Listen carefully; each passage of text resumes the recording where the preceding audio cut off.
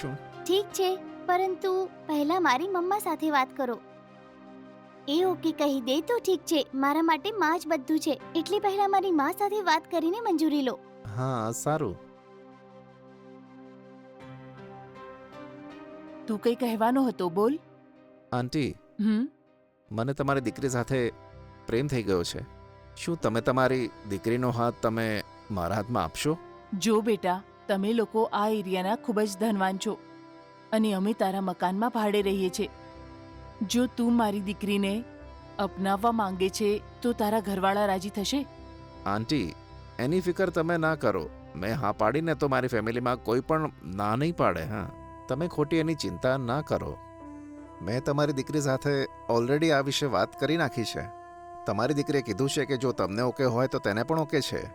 જો આ સંબંધ તમને મંજૂર હોય તો હું મારા પરિવાર સાથે વાત કરી લઉં. અચ્છા, એમ છે. ઠીક છે બેટા, મને ખાલી 2 દિવસનો સમય આપ બેટા. જે પણ નિર્ણય હશે 2 દિવસમાં કહીશ. આંટી, બરાબર વિચારીને સારો નિર્ણય લેજો.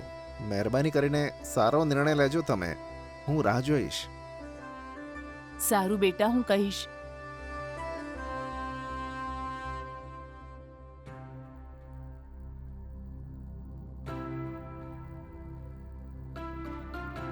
જો બેટા, મેં સારી રીતે વિચારી લીધું છે.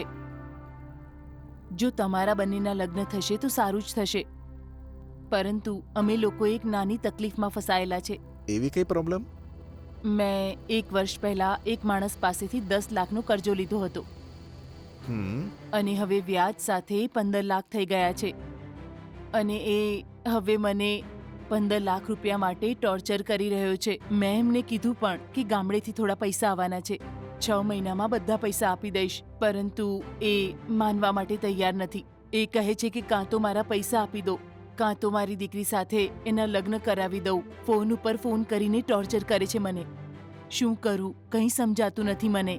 આટલી જલ્દી પૈસાનો બંદોબસ્ત કેવી રીતે કરીશ? મારાથી નહીં થઈ શકે, એટલે મેં મારી દીકરીનો હાથ એના હાથમાં આપવાનો નિર્ણય કર્યો હતો. પરંતુ એ જ સમયે તે આવીને મારી દીકરી તને પસંદ છે અને એની સાથે લગ્ન કરવા છે એવું કહ્યું.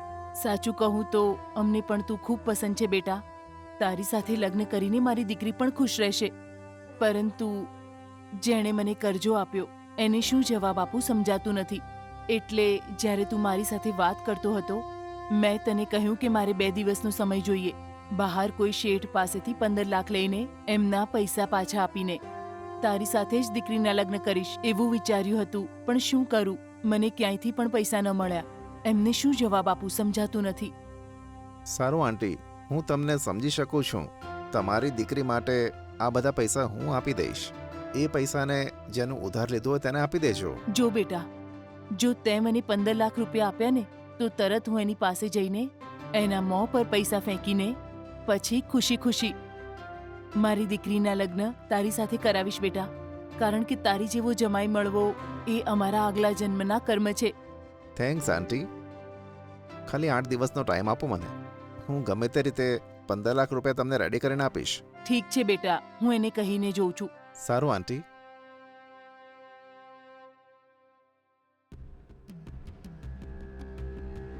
હમ. આહ. હા ઠીક છે, કોઈ પણ કિંમત પર તમારા પૈસા મળી જશે. ના ના, હું મારી દીકરીના લગ્ન તમારી સાથે નહીં કરાવું અને 2 દિવસમાં જ તમારા પૈસા આપી દઈશ. ના, મેં કીધું ને મારી દીકરીના લગ્ન તમારી સાથે નહીં કરાવું. 2 દિવસમાં તમારા બધા પૈસા તમારા હાથમાં આપીશ. એ લીધા પછી દયા કરીને અમારો પીછો છોડો. સારા ખાનદાનમાંથી મારી દીકરી માટે સંબંધ આવ્યો છે, અમને પણ એ ખૂબ પસંદ છે, એટલે આજ પછી લગ્નની વાત ન કરતા. અરે આવો બેટા. ફોન પર કોની જોડે વાત કરતા હતા? એ જ જે શેઠ પાસેથી કરજો લીધો હતો ને, એણે ફોન કર્યો હતો. એમના પૈસા 2 દિવસમાં આપી દઈશ કહ્યું મેં. ઓ એવું છે. થેન્ક્સ આંટી. ઠીક છે, અંદર આવ, વાત કરીએ. આવ, બેસ બેટા.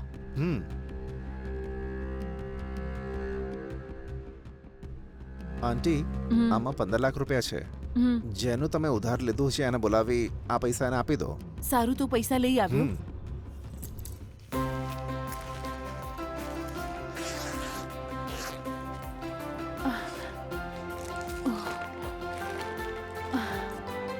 અરે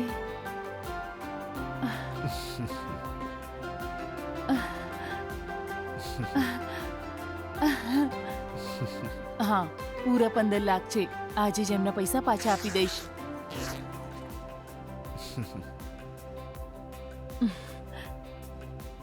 શ્વેતા, હમ શ્વેતા. હા આવી. તે બોલાવી માં? હા બેટા, બેસ.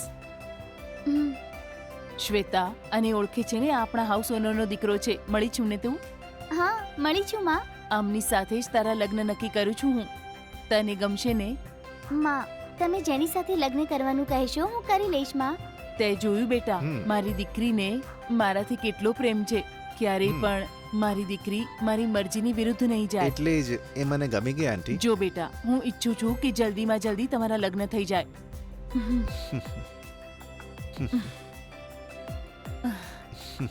જલ્દીથી એક સારું મુહૂર્ત જોઈને હું તમારા બંનેના લગ્ન કરાવીશ.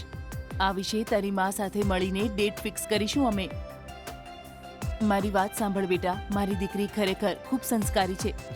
આજથી મારી દીકરીનો ખ્યાલ તારે જ રાખવાનો છે. જરૂર આંટી. આના વિશે હું મારા ઘરવાળાઓને કહીને તરત જ મુહૂર્ત નીકાળીને અમારા લગ્ન કરાવી આપે હું કહી દઈશ.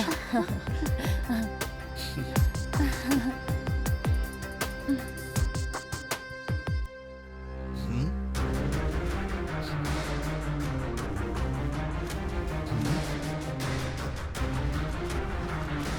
આ શું છે?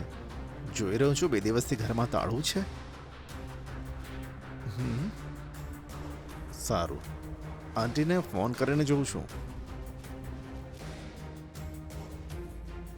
જે નંબર સાથે તમે સંપર્ક કરવા માંગો છો તે હમણાં સ્વિચ ઓફ છે. કૃપયા થોડા સમય પછી પ્રયાસ કરો. The number you have dialed is currently switched off. Please try later. છે કે કેમ મોબાઈલને સ્વિચ ઓફ કરીને રાખ્યો છે? હમ? એ બંને ક્યાં ગયા છે એ પણ મને કીધું નથી એમણે. હા? કદાચ પેલા શેઠને પૈસા આપવા માટે ગયા હશે કદાચ. અગર ગયા પણ છે તો મને કહીને તો જાત ને. શું છે આ? કેમ એ લોકો મને પૂછ્યા વગર જતા રહ્યા? કંઈ ગડબડ લાગે છે.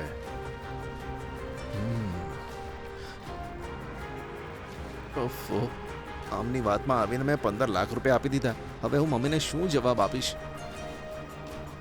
ઓફો, બની શકે કે મને ઉલ્લુ બનાવીને તેઓ ભાગી ગયા હોય. હમ, બંનેનો નંબર સ્વિચ ઓફ છે. શિટ, લગ્ન કરવાનો ઝાંસો આપીને 15 લાખ રૂપિયા લૂંટી ગયા.